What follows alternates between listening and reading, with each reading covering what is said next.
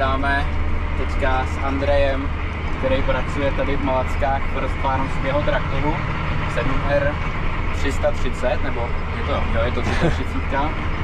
Taháme 14-metrové válce. 18 metrové. 18-metrové válce. Válíme tady, co to je, řepa nebo kukuřice? Po cukrové repe gulame a gulame aj po kukurici. Ráno střídáš, že jo? Áno, no. Ráno som válcoval po kukurici, aby to mohol kolega postriekať postrekom tým plodným.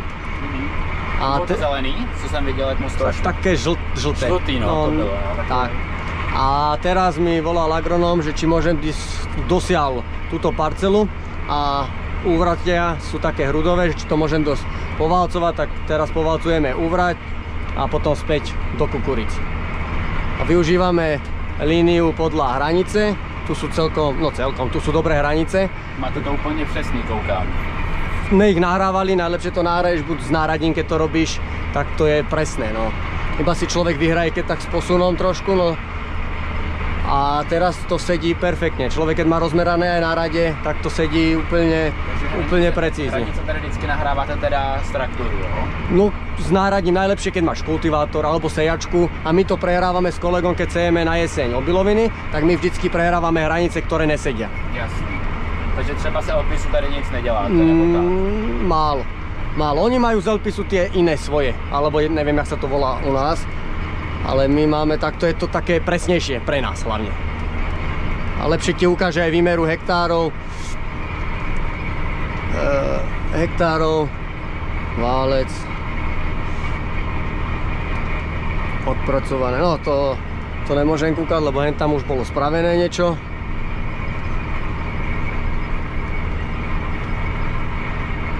Toto už bolo spravené predtým, to sme siali, to sa dalo a teraz urobíme len súvrať a teraz to sedí perfektne. Víme teda, že máš nový traktor, kolik máš motohodín? No, je tu natočených 377 motohodín, to je nové. No mám ho od novembra približne. Tedy sa nerobilo nejak veľa prác. Ešte som sial a tak. Zabiehal sa v mulčovači. A tak pomalinky. Je to cítiť, že to je ešte trošku také surové, ale musí všetko seda, jak sa hovorí. Teraz som to tady voní ešte novotou. To sú Milanové voňavky. Jo. Pozdravujeme Milana, ak môžeme. Jasný. Ja. Taky, no tady ste už dneska vevnitř, nebo ne? Ešte ne. To si necháva nakoniec. Najlepšie nakoniec, no. Jo. No co sa týče teda traktoru, tak komfort na silnici úplne prvotřídní, ne? Áno, nie som tak úplne doťažený, hlavne kvôli tomu, že keď ťahám sejačku a také nechcú utužovanie pôdy, preto máme napredu obuté Mitase 750 a nazadu 900. Tlak mám nazadu 1,2 a napredu 1,1. Ešte by sa dali aj podustiť, len nemáme tu ten dofuk. A keď jazdíme dosť po ceste a rolu, tak takýto kompromis sme spravili s vedúcim a je to dobre. Tak toto je dobre. A není moc vidieť za nami aj stopu. Keď prejdú válce, tak málo to je vidieť. A kvôli tomu sa to využíva takto dosť v poli. Nemusíme dávať dupla montáže, lepší presun. A sme do 3 metrov na ceste, tak je to výhoda. A co se týče, jsou takové dvě skupiny lidí, aby řekl, že R23 buď někdo má rád nebo ne. A uzvlášť na silnici, jak jsi s tím spokojený třeba v té dopravě? Tady z toho převodovkou. V pohode. Musíš si zvyknúť na to, že nemá to takú reakciu, jak Vario. Že tomu šlapne človek a ide. No. Človek môže dať aj väčší prevodový stupeň, ale niekedy on si podradí. Ale dá sa. Hraješ si i s tím manuálním nastavením rozsahu a tak? Nebo... Áno. Hraješ si s tím, jo? Teraz väčšinu, keď som v doprave, mám to v automate. To úplne vyhovuje. Ako... Teda. Áno. Ale takto v poli, a hlavne keď sejem s Ultimou obiloviny a teraz mám vo vlastnom. Môžeme ukázať vo vlastnom nastavenie. Otáčky mám 1400, spodné, vrchné 1850. A ešte si ho ladím tady percentami, mám na 24 a záleží podľa tej roboty a pomalinky mu buď pridám alebo uberem, aby vedel mi podradiť alebo aby vyhovovalo mojim podmienkam. Takto na tých 24% mne to teraz úplne vyhovuje. No to asi o tom jen, když to člověk vyladí, viď, tak to pak funguje pěkně. Áno, nemám s tým problém, nešklbe to nič. Sem tam niekedy človek cíti, jak v ťahu on zaradí, ale není nejaká rana, nič vôbec. Není to jak starý power shift. Tak, ja tu E23 môžem len vychváliť. Mal som 370 s 23, 290 chvíľu a teraz toto a je to bez problémov. Za mňa je to super prevodovka. Do dopravy lepšia Vario, ale čo ja robím roboty, tá sejačka a také roboty, tak tá 23 hlavne. Lebo v jesení je mokro a tam to je podľa mňa cítiť tá prevodovka, že to spraví svoje. Já mám teda zkušenost, já jsem jezdil nějakou chvíli se 7 350 s autopowerem. Ano. Psal jsem s tím kukuřice a byl jsem s tím v překladáku v létě a je to teda skvělý. Ta 350 v tom, ale to má zrychlení na té cestě, tomu přišlápneš to tě opře do sedačky. Kamarát, čo dostane 310 Vario z Command Pro, tak to je paráda. Je to bomba, no. Máš to pekný, no. Človek sa trošku stará, že v tom trávi kopu času. Právě, to je taková kancelář, viď? Kopu času v tom trávi. No, tu je piesok, no, to je také, ale... Takže tady děláš jenom souvratě. Áno, lebo to je najviac hrudové. Tam tá spodná časť, jak si mohol vidieť a pri tej ceste, lebo tu je taká pieskovejšia zem. Taková víc sypčí, no. Taká, no, tam ďalej, tam to je mokré, tam sa to celé muselo vynehať. Počkáme chvíľu, nebudeme tam zbytočne to siliť. Sa chvíľu počká a pozri, aký rozdiel. Tam boli hrudy, tu je už piesková zem. Máte tady hrozně proměnlivý. Ježiš. Jakože podmínky, no. Tam, kde jsme byli za tím 8erkem, za Viktorem, áno. tak tam to bylo jakoby chvilku prášil, chvilku hrabal, různý. No, u nás je teraz, tento rok, táto jar dosť mokrá. Moc děkuju za pití. Není zač. Táto jar tu bude taká krutá, no. Ale aj také sú roky. Človek sa musí s tým popasovať. Co ti čeká teď ještě za práce? Do žní třeba?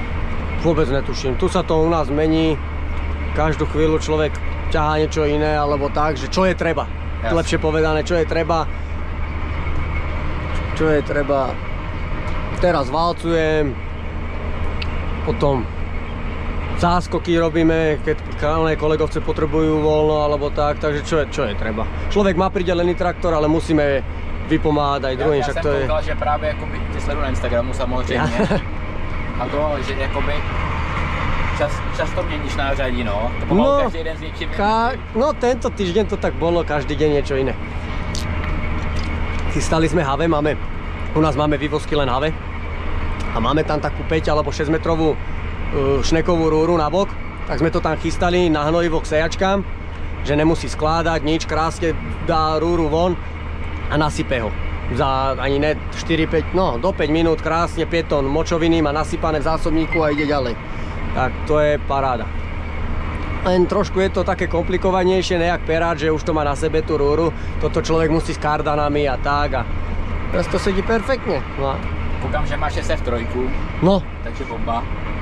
V týchto nových máme väčšinu SF3, v tých starších, tých prvých osmičkách, tých prvých R-kách, tam sú RTKčka, ale v týchto od roku 2020, nejsem si istý. V těch nové generací no. SF3. SF3. Takže máte třeba s SF3 lepší zkušenost tak s RTKčkem?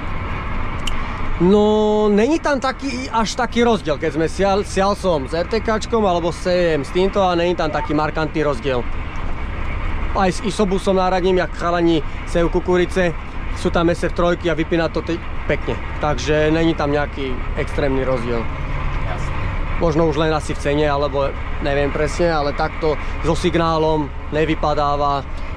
To pokrytie máme všade, takže to je super. Tak jo. Ty kokso. Tak jsme si pokecali o traktoru a teďka o tobě chvilku, tak jak dlouho pracuješ v zemědělství a... Tak. Mám vyštudovanú zemědělku alebo ako pohospodárskú školu, ale viac zameranú na bio plinky a na tie fotovoltaiky a také.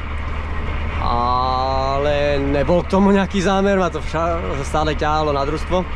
A robím hneď od strednej školy, takže teraz začal 8. rok, čo už robím v pohospodárstve.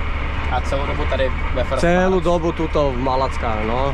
praxoval som tu, potom aj brigádoval a nakonec som sa hned aj zamestnal. A v práci po 8 letech pořád žiješ, nenaplňuje tě to? Áno, človeka to baví. Sú nejaké dni, že človek by to niekedy nevidel ten traktor, ale to... Ale za 2 dny už sa nemôže dočkať. Tak, no, je to tak. Cez zimu človek, Ježiš, už nech sa robí v poli a za nejaké 2 mesiace Ježiš už nech... Ne, práve že. Ne jo? Mal som, aj som si kúpil tu 22. 22. No, ale neutiahol mi to notebook, kamarát to čuťahne a neutiahol, no. Takže tak, ale nevadí. Tak to, také hlavně, že tě to pořád baví. Stejně jak na začátcích. Tu já kolikrát vožních nemůžu dospávat do druhých dnů, i když jdu spát třeba v 1. No, tuto je to hrudové, tady to pekne poválcujeme, no rozdiel tam je dobrý. Já to krásnou práci, tam vzadu si krásně zahladil ty jeho stopy, jak se otáčel. No ale tak já ti moc ti děkuju. Není zač. Krásných 15 minutek. Povídání.